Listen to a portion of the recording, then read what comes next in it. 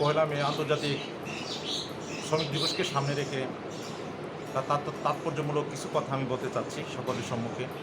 আমরা জানি ঐতিহাসিক যে পহেলা মে যে দিবস সেটি কি, সেটি মানে 1886 সালে পহেলা মে যুক্তরাষ্ট্রের শিকাগো শহরে শ্রমিকদের ন্যায্য আদায় দাবির লক্ষ্যে, যেখানে শ্রমিকদের ওই সময় 18 ঘন্টা, 16 ঘন্টা, 14 ঘন্টা করে শ্রম দিতে হতো, কিন্তু তাদের ন্যায্য দাবি আদায় হতো না, তাদেরকে পারিশ্রমিক ঠিকভাবে দেওয়া হতো না। সেই দাবিতে এবং মালিক এবং শ্রমিকদের মধ্যে ছিল একটা বৈষম্যতা। তার দূরীকরণে 1886 সালে পহেলা মে থেকে গণ আন্দোলন শুরু হয়। আর সেই গণ আন্দোলন একটা সময় এমন রূপ ধারণ করে, সেটা গণ আন্দোলন থেকে দীর্ঘায়িত হতে হতে এমন শক্তিশালী রূপ ধারণ করে যেখানে 5 থেকে 6 লক্ষ শ্রমিকদের সমাগত হয়। তখনকার সময় পুলিশ বাহিনী ঈর্ষান্বিত হয়ে তাদের উপর এই সমাবেশে গুলি ছুটতে থাকে। এই গুলি ছোড়া অবস্থায় 6 জন শ্রমিক ঘটনাস্থলেই মারা যায়। পরিশেষে 4 থেকে 5 জন শ্রমিককে ধরে নিয়ে তাদেরকে ফাঁসি রায় করিয়ে ফাঁসিতে ঝুলানো হয়। এইরকম ঘৃণিত কাজে লিপ্ত হওয়ার জন্যে শিকাগো শহর থেকে শুরু করে একে একে প্রত্যেকটি শহর থেকে পুরো দেশ জুড়ে যায় সেই আন্দোলনের তৎপরতা।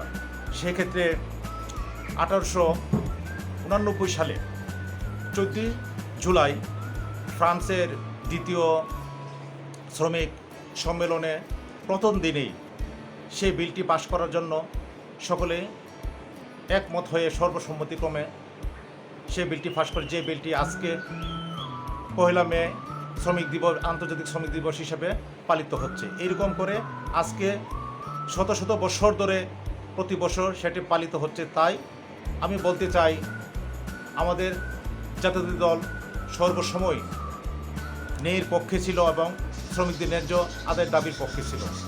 তাই বিগত 17 বছর আমরা জানি যে আওয়ামী লীগ হায়না সরকার ছিল, তারা মানুষের কোনো দাবি আদায়ের পক্ষে ছিল না। তারা মানুষের দাবিকে সারাক্ষণ খুন করার মধ্য দিয়ে এ দেশ পরিচালিত করেছিল। আর তখন তাদের বিরুদ্ধে একটি দল ছিল, সেটা ছিল বাংলাদেশ জাতীয়তাবাদী দল বিএনপি, বেগম খালেদা জিয়া, শহীদ প্রেসিডেন্ট জিয়াউর রহমানের দল, তারেক রহমান নেতৃত্বে যে দলটি 17 বছর গুম, খুন, হত্যা মামলা এগুলার শিকার হয়েও এদেশের মানুষের ন্যায্য আদায়ের দাবিতে মাঠে ছিল এবং ছিল, আছে এবং আগামীতে থাকবে। তাই আমি আবারও বলতে চাই যে বৈষম্যতা তৈরি হয়েছিল শ্রমিক এবং মালিকের মধ্যে, যে তাদের সঠিক বেতন দেওয়া হতো না, তাদেরকে মন ইচ্ছা মতো খাটানো হতো, সেই দিনটা যেহেতু পহেলা মে 1886 সাল থেকে সেটা শেষ হয়েছে এবং শ্রমিকদের একটা বিজয় হয়েছে, সেই বিজয়টাকে আমরা চাই ধরে রাখতে গেলে আজকে আমরা এই দেশের যারা আছে প্রত্যেকের আমাদের দায়িত্ব ন্যায্য দাবি আদায়ের লক্ষ্যে থাকা এবং শ্রমিকদের পক্ষে থাকা। শ্রমিকের এই দিনটাকে আমরা আগামী দিনে চাই শহীদ প্রেসিডেন্ট জিয়াউর রহমানের সুযোগ্য সন্তান বিএনপির ভারপ্রাপ্ত চেয়ারম্যান তারেক রহমানের যে 31 দফা কর্মসূচি দিয়েছে দেশ গঠনের লক্ষ্যে, সেই কর্মসূচিকে বাস্তবায়নের মধ্য দিয়ে শ্রমিকদের ন্যায্য দাবি আদায় হবে। এবং আমরা জানি দেশনেত্রী বেগম খালেদা জিয়া অসুস্থ, দেশনেত্রী খালেদা জিয়া সুস্থ হয়ে দেশে ফিরবে এবং অতি দ্রুত এই দেশের মানুষের স্বপ্ন বাস্তবায়নের লক্ষ্যে বিএনপির ভারপ্রাপ্ত চেয়ারম্যান তারেক রহমান এই দেশে ফিরবে সে আশা ব্যক্ত করে। এবং আমার ব্রাহ্মণবাড়িয়ার সদর বিজয়নগরের 3 আসনের জন্য নন্দিত জননেতা ইঞ্জিনিয়ার খালেদ হোসেন মাহবুব শ্যামল ভাইয়ের নেতৃত্বে বিগত দিনে আমরা সত্যের পক্ষে ছিলাম, ন্যায়ের পক্ষে ছিলাম এবং আগামী দিনেও থাকব সে আশা ব্যক্ত করে।